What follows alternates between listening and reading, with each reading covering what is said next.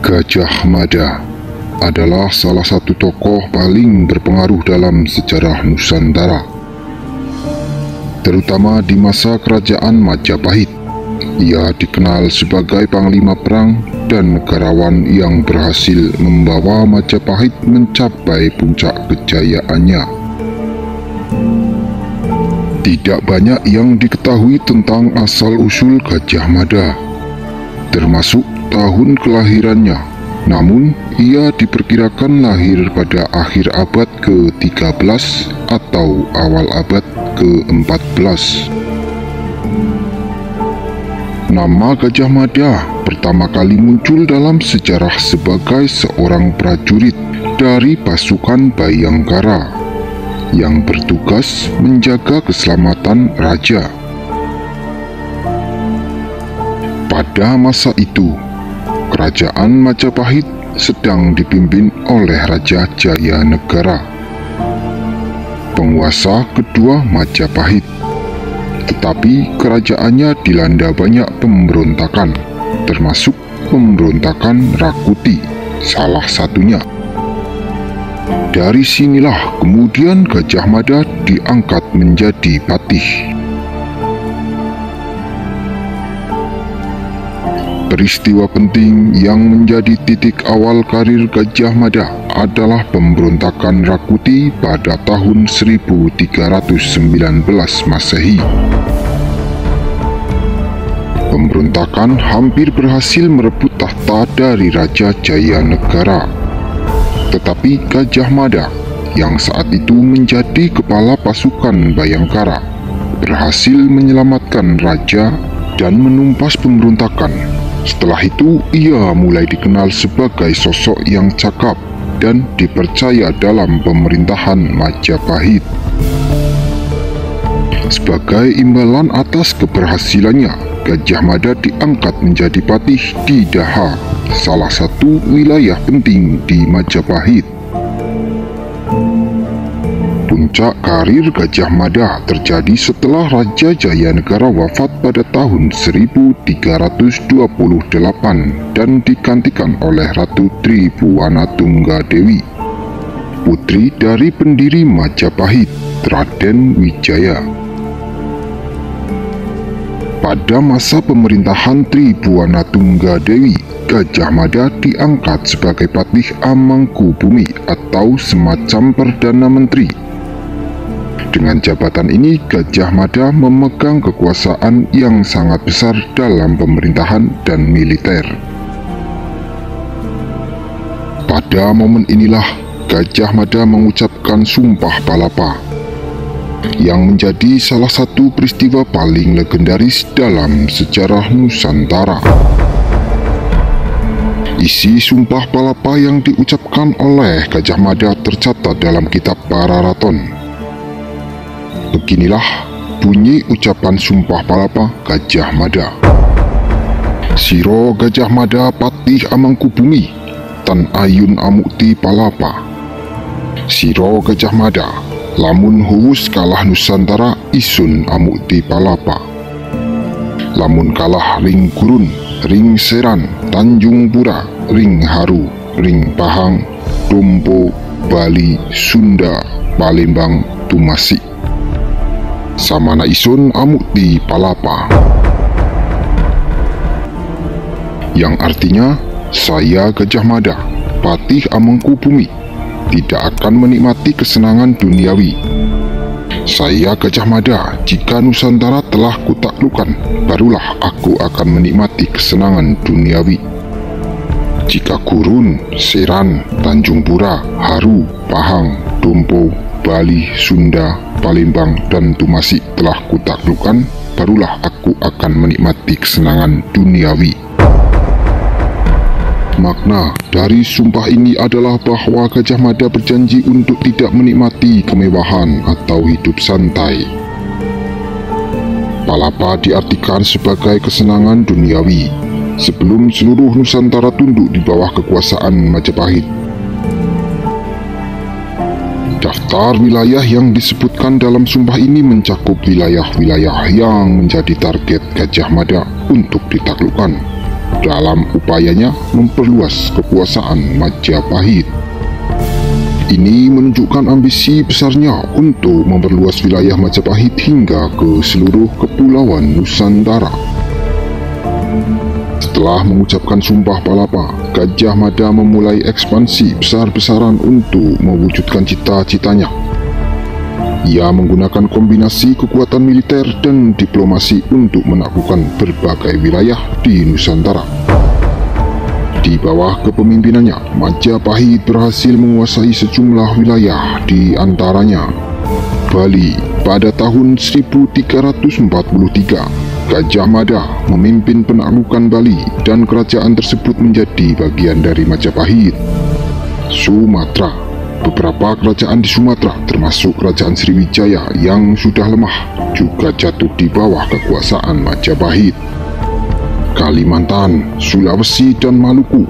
Wilayah-wilayah ini berhasil ditaklukkan atau dibawa di bawah pengaruh Majapahit melalui kekuatan militer atau persekutuan politik. Tumasi di Singapura dan Pahang di Malaysia. Wilayah di Semenanjung Malaya dan sekitarnya juga dimasukkan dalam kekuasaan Majapahit. Pada puncak kejayaannya, Majapahit di bawah Gajah Mada berhasil menjadi kerajaan terbesar yang pernah ada di Nusantara, meliputi wilayah yang kini merupakan Indonesia, Malaysia, Singapura, Brunei, sebagian Filipina, dan Thailand di bagian selatan. Namun, tidak semua langkah Gajah Mada berjalan mulus.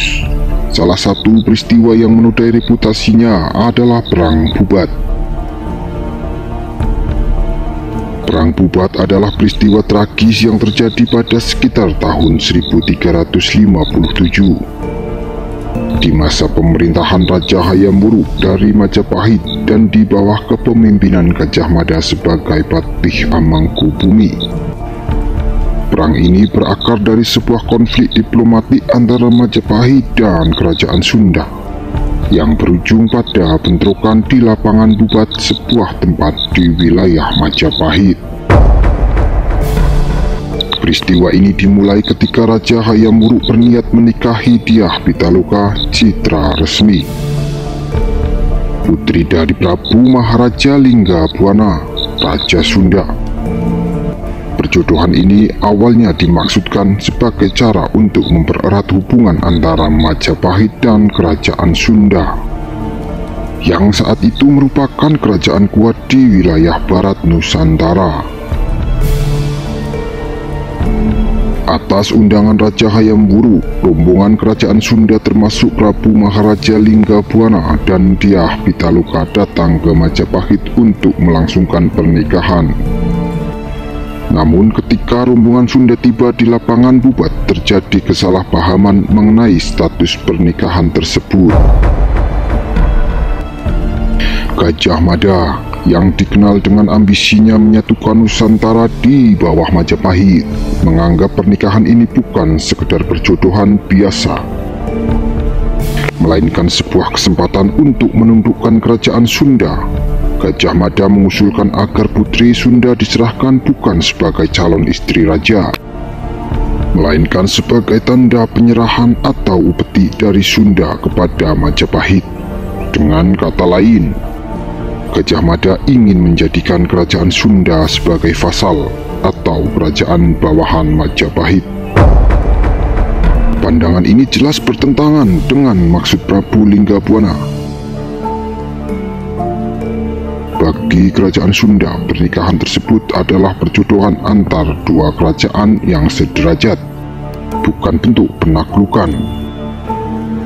Merasa harga diri dan kehormatan kerajaan terancam, Prabu Linggabuana menolak usulan tersebut. Penolakan tersebut memicu bentrokan antara pasukan Majapahit yang dipimpin oleh Gajah Mada dan rombongan Sunda. Perang Bubat pun meletus, dan meskipun rombongan Sunda tidak berniat untuk berperang, mereka tetap melawan dengan gagah berani. Namun karena jumlah pasukan Sunda jauh lebih sedikit, mereka akhirnya kalah. Dalam pertempuran tersebut, Prabu Linggabuana dan hampir seluruh bangsawan Sunda tewas. Putri Dyah Pitaloka yang menyaksikan kehancuran dan kehormatan kerajaannya tercoreng memilih untuk bunuh diri di tengah lapangan sebagai simbol perlawanan dan kehormatan kerajaan Sunda. Peristiwa ini menimbulkan ketegangan antara Majapahit dan Sunda. Perang Buba dianggap sebagai tragedi besar, terutama bagi rakyat Sunda yang merasa dilecehkan oleh tindakan Gajah Mada. Perang Buba juga merusak hubungan diplomatik antara kedua kerajaan. Raja Hayam Wuruk sendiri, meskipun merupakan raja yang sangat berkuasa, dikabarkan sangat sedih dan kecewa dengan peristiwa ini. Hayam Wuruk sebenarnya menginginkan pernikahan yang damai, namun rencana Gajah Mada untuk menundukkan Sunda justru berujung pada tragedi. Peristiwa ini juga merusak hubungan Hayam Wuruk dengan Gajah Mada, meskipun tidak ada tindakan langsung yang diambil untuk menghukum Gajah Mada. Juga membuat Gajah Mada kehilangan dukungan di kalangan istana, terutama dari Raja Hayam Wuruk yang merasa kecewa. Meskipun begitu, ia tetap mempertahankan posisinya sebagai Patih Amangkubumi, namun pengaruhnya mulai berkurang. Bagi Sunda, Perang Bubat meninggalkan luka mendalam dalam sejarah mereka, dengan banyak literatur Sunda yang mengingat peristiwa ini sebagai penghinaan besar. Di pihak Majapahit, meskipun kerajaan ini tetap kuat, untuk beberapa waktu setelahnya, peristiwa ini menjadi noda dalam kejayaan Majapahit yang dikenal sebagai pemersatu Nusantara. Setelah peristiwa Bubat, pengaruh Gajah Mada mulai menurun dan beberapa sumber menyebutkan bahwa ia mengundurkan diri dari jabatannya. Gajah Mada diperkirakan meninggal pada tahun 1364, tetapi penyebab kematiannya tidak diketahui secara pasti. Setelah kematian Gajah Mada, kerajaan Majapahit perlahan-lahan mengalami penurunan, meskipun masih tetap menjadi kekuatan besar selama beberapa dekade berikutnya. Warisan Gajah Mada sangat besar dalam sejarah Indonesia. Ia dikenang sebagai simbol persatuan Nusantara dan kebesaran Majapahit. Sumpah Palapa dianggap sebagai inspirasi bagi upaya modern untuk menyatukan Indonesia.